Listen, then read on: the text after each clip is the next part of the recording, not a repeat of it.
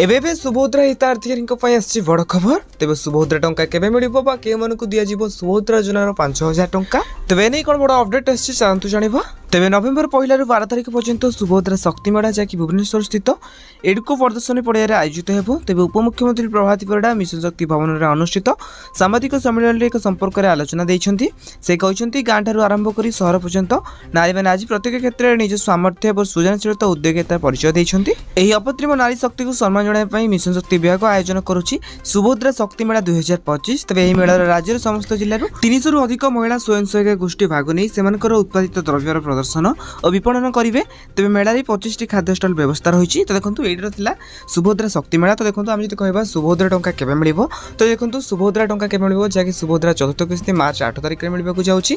तेज जो मैंने एपर्यंत सुभद्रा किस्ती टंका पाई ना तृतीय किस्ती टंका पाई ना, तो विशेष सूत्र रिपोर्ट आसुची कि कार्तिक पूर्णिमा अवसर में से सुभद्रा टंका मिलिबो। हेले एपर्यंत सरकार पक्षर कौन तारीख घोषणा करा जाय नहीं।